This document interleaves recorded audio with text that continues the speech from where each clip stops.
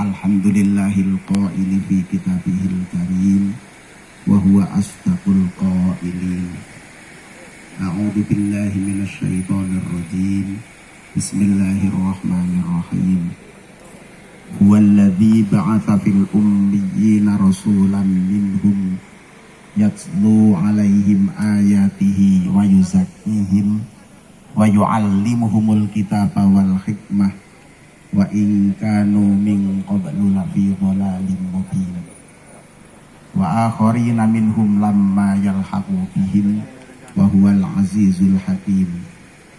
Dzalika fadlullahi yu'tihi man yasha wallahu dzul fadlil azim. Shadaqallahul azim. Asyhadu an la ilaha illallah wa asyhadu anna sayyidana Muhammadan abduhu wa rasuluh sallallahu ta'ala wa ala alihi wa ashabihi Muhammadinil mujtaba wa ba'du.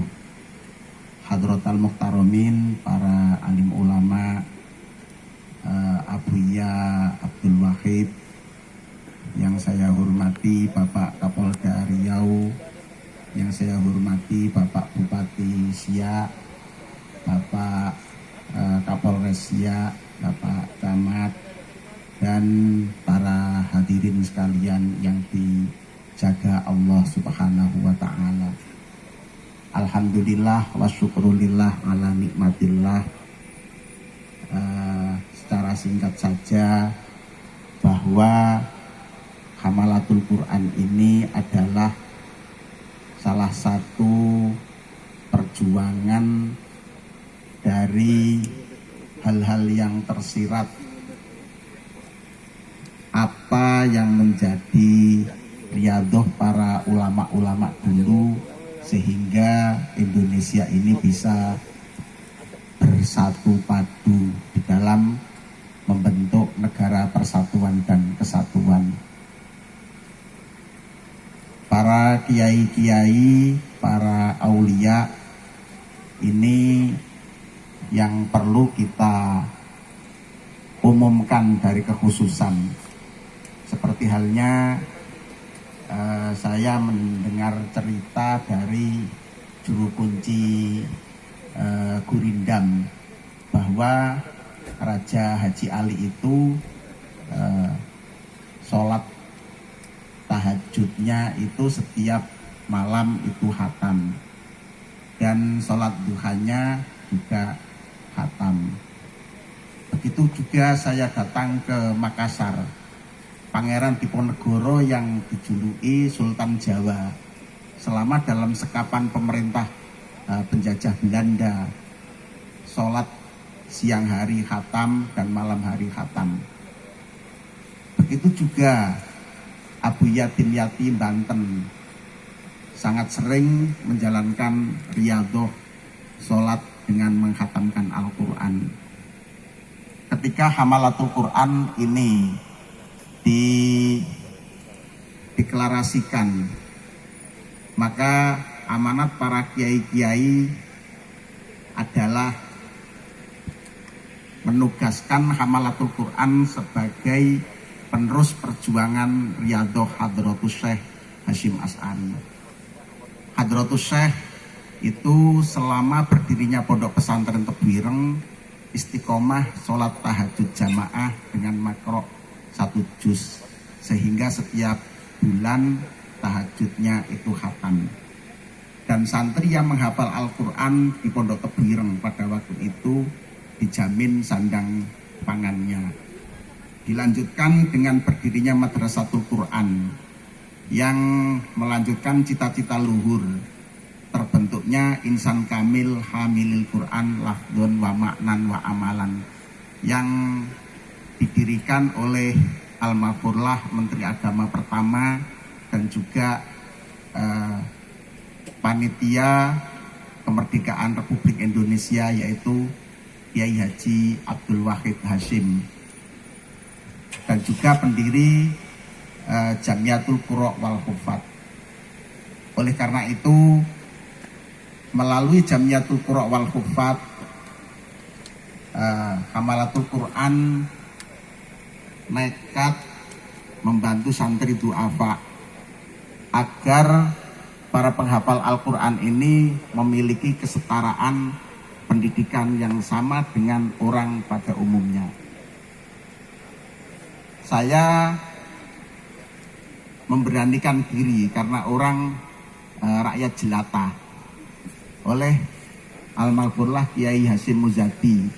Kami dikenalkan dengan beberapa jenderal polisi dan pejabat tinggi untuk bagaimana para hamil Quran ini mendapatkan pendidikan yang layak. Alhamdulillah, metodologi hamalatul Quran oleh kiai-kiai yang ada di pusat disampaikan agar riyadoh ini bisa dilaksanakan di seluruh pelosok Indonesia. Yang akhirnya pada tahun 2015 kami mendapatkan kehormatan diundang datang ke istana untuk menyebarluaskan hamalatul Quran di seluruh pelosok Indonesia. Alhamdulillah sampai saat ini PWNU di berbagai daerah dari Papua, Momere, kemudian Maluku dan sampai Aceh ini telah mengirimkan kader-kader santri-santri terbaik ke Jombang, dan terutama sebuah kebanggaan bagi, kalau saya ingat mungkin dari Siak kemarin yang wisudawan terbaik Putri, alhamdulillah walinya ada di sini. 2 bulan setengah khatam dan lancar, dan pengujinya para kiai-kiai hufat Madrasatul Quran. Kiai Haji Hayatul Maki ini saya kenal ketika haji. Beliau menyampaikan ketika pada malam hari mencari kikil unta itu. Tahun 2020 adalah tahun kebangkitan hamalatul Quran. Nah, spontan itu saya kok akrab dan beliau itu gigih. Ayo kita berjuang di mana-mana pelosok-pelosok.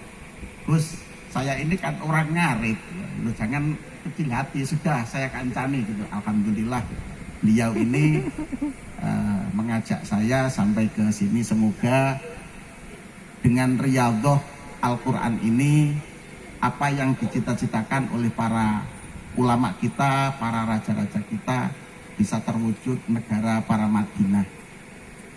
Hadirin wal hadirat rahimakumullah. Banyak orang berbincang tentang khilafah. Di YouTube orang membicarakan antara yang pro dan kontra. Ini tentang khilafah.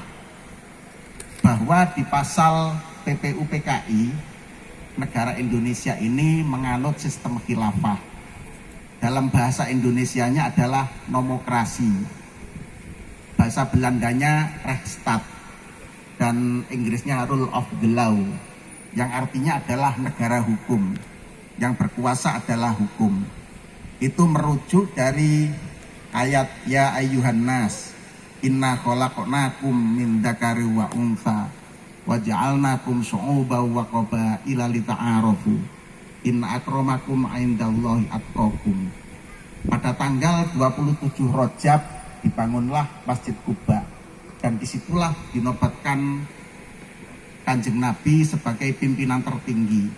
Dari suku Khaybar memberikan baiat, Muhammad pemimpinku.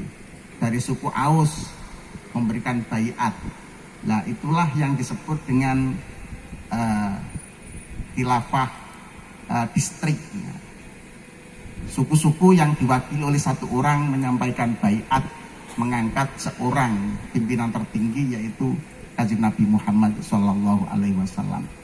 Negara Indonesia dibangun dengan cara seperti itu. Maka yang disusun oleh para kiai, ulama-ulama, Nahdlatul Ulama dan sebagainya pada waktu itu datang ke daerah-daerah, datang ke raja-raja untuk membuat persatuan kesatuan, yaitu negara Republik Indonesia. Maka dalam pasal PPU PKI negara kesatuan Indonesia menganut sistem khilafah, yaitu negara hukum.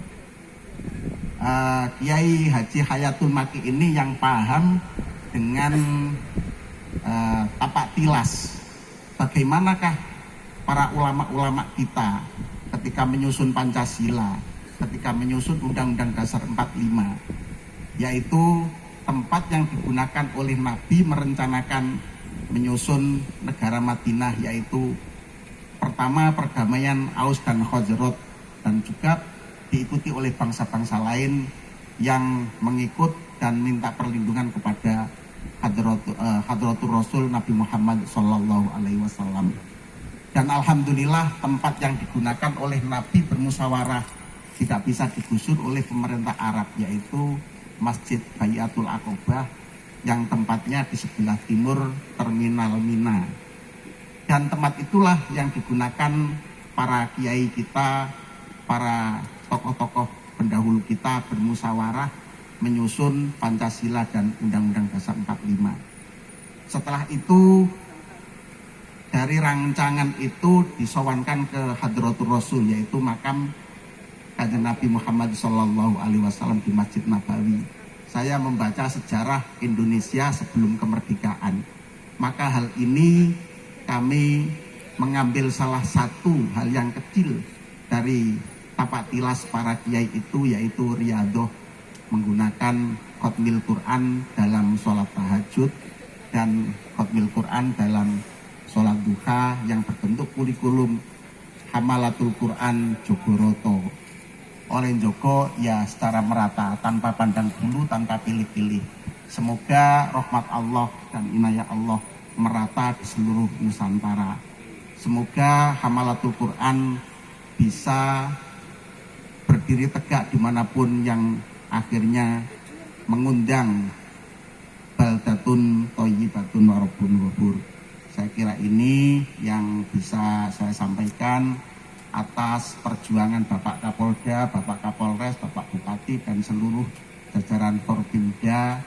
Semoga selalu mendapatkan inayah dari Allah Subhanahu wa Ta'ala.